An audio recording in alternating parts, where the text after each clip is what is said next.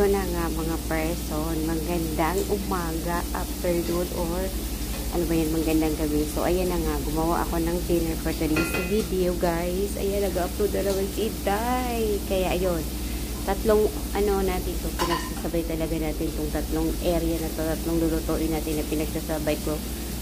3-in-1 na ginagawa ko araw-araw yan siya, guys. Sa tuwing pang dinner nila. So, ito na nga. Inuumpisa natin ito bago natin malalaman. Kasi medyo malayo natin yung camera natin. So, bibilis talaga natin kung ano may pinagluluto natin dyan.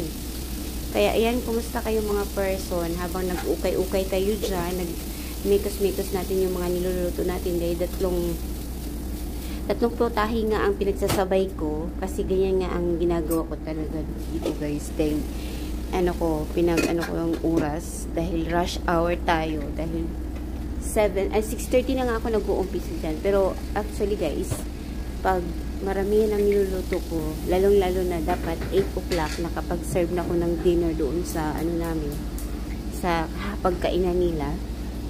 Mag-rush hour talaga ako, mag-rush ako nagluluto. So pinagsasabay ko yung dyan sa tatlong burner na yan, or minsan depende lang kung anong makasya dyan sa namin, sa burner. Kasi actually, yung burner namin is 5. So, hindi naman makasya kasi malakihan yung mga, namin, mga pot namin dyan. So, ayan na nga. Nag-iikot-ikot na sinde kasi hindi ko na alam kung anong unahin kong mga person. So, ayan, pasensya na kayo kung ano man yung mga nakikita nyo dyan. Sana ay maintindihan nyo at nalalaman nyo kung ano mang pinagagawa ni Inday. Hindi ko na ituturo kung ano yung mga step by step na niluluto ko. Ay, importante dyan guys, nagkaroon ako ng oras na nakapag-video ako kasi medyo walang namang taong bumababa papunta dito sa kusina, kaya nakapagbigay chance. Ayan, may chance ako nagluluto dyan na naka-video. Kasi nahihirapan ako mga person, bumaba na ang aking views, lahat po bumaba na siya dahil tanto ko at natatapol-tapol na talaga ako sa pagbibideo mga person. So, ito na nga. Ibalik natin kung saan tayo nanggaling. Tatlo pala yung niluluto ko. Isang, fried rice with shrimp, yung mga niluluto ko. Pang last na yan siya kasi pang madalian. Kasi meron pa talagang gagawin yun dyan guys. Tsaka gumawa ako ng fajita laham. Pero hindi ko na pinakita kung paano ko ginawa yung fajita laham. Baka next time guys, gawa ko ulit ng fajita laham na ipapakita ko sa inyo kung paano ko siya ginawa, anong mga ingredients. So, hindi nila ako next time nila ako mag-share about dyan sa mga ginagawa ko. Hindi ko muna ipopromote yung mga paano ko siya ginawa at masarap siya. At ito na nga, ayan. Yan na yung fried rice ko. Nung una, naluto na yung fajita laham ko. At saka yung ano ba yung isa niluluto ko? Nakalimutan ko na. Chicken siya. Chicken Subway yung niluto ko. Na-fry ko lang yan siya. Basta Subway yung niluto ko, guys. Subway yung masarap siya. Nilagay ko siya sa anong kubos ba yung tinatawag nila dito? Tinatawag nila dito is kubos. Pero parang siya. Basta yung kubos na yung tinapay na merong na malambot, para siyang parata or what else. Hindi ko alam kung anong tawag doon sa bread na yun. Parang hindi nyo maintindihan mga person. Kaya yun na yun. Hindi ko siya na video kung ano man yun. Makikita yun na lang kung anong kaganapan natin matatapos natin to. So, ayan, susubaybayan nyo, panoorin nyo kung anong sa ending ko ano ng kaganapan nito. So, bago ang lahat, ayan, nag-ukay na ako, nagmimikos-mikos ko na yung fried rice ko dahil meron pa tayo. Kailangan ko unang tapusin yung fried rice ko.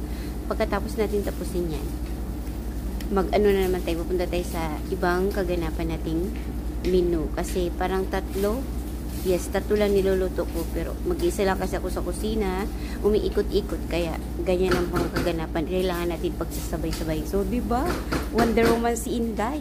Ako lang sa kusina yan, guys. Ako pa maglinis niyan. So, ito na nga. Bagong lahat, guys, kumusta pala kayo? Salamat sa mga pa-viewers ko siya. Ito na nga ang ating pa-view. Ito yung laham fajita ko. Ilalagay ko siya sa tortilla bread. So, kailangan ko siyang iangat ko muna itong camera ko dahil hindi ko talaga maintindihan kung solo vlog lang tayo mga person. Wala tayong videographer. Ayun, ang tawag yun. Doon ang tawag natin, videographer. Kailangan natin mag-i-English, pero hindi ako kaya mag-English mga person.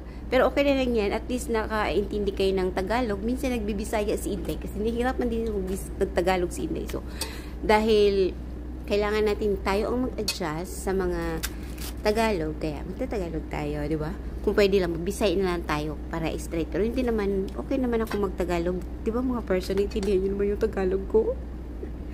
So, ito na nga, ayan, nilalagay ko na siya. Lagyan ko siya ng cheddar cheese para masarap siya.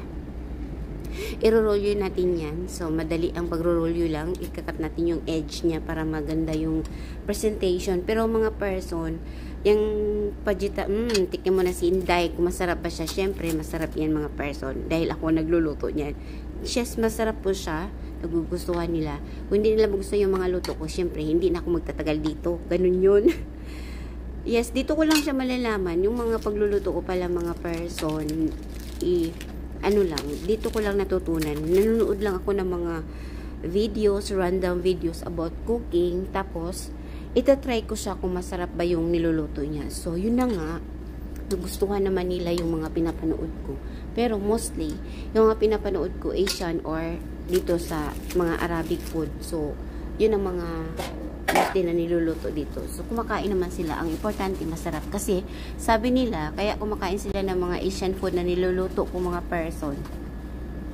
Pero itong laham pajita, guys, hindi to siya sa parang sa mix ata. English, American. Basta, about sa pajita, parang yun eh. Parang nasa pang-American yung mga food na ganyan. Pajita, laham. Mostly giniluluto yan, fajita, chicken fajita, pero dahil gusto kong ibahin yun, yung beef yung ginawa ko. So ito na nga, tapos na tayo sa pagra-wrapping. Dami ko nang sinasabi, diba? Ayan. Tinotoast ko na siya para mag-crispy na yung pero napagod siya, guys. Napagod siya mga person. Dahil sa hindi ko na alam kung anong gagawin ko. Sobrang apoy pala, taas ng apoy yung na-on ko siya, na hindi ko siya na-adjust yung fire. Ayun. Hindi ko siya na-adjust. Ganun ba yun? So, hindi ko na alam kung anong sasabihin ko. Talaga mga person, hindi ako sa mga voice over. Hindi ako magaling. Pero hindi ko alam kung paano nila yan maiahaw yung pag-voice over nila. Ayan, ito na nga. Ang second menu natin is yung yung kubos burger. So, dinawag natin ng Subway. So, Subway yan siya, guys. Nilagyan ko ng mga litos, cheese. Pero, may sarili tayong, guys, ano ba yun? Hindi siya, yung nilalagay ko na sauce. Ayun. Yun na yun. Natumpak ko na. Nakalimutan ko na sasabihin ko mga person. Pasensya na kayo. Ayan. Gumawa ko ng sarili kong sauce na ranch. Pero, parang pang restaurant talaga ang lasa. Ang sarap mga guys, grabe. Sabi nila nagugustuhan nila yan. Kasi dati gumagawa na ako niyan, nilagay ko sa burger, yung burger sauce ko. Parang na-vlog ko na yan kung paano ko ginawa yung sauce ko na masarap.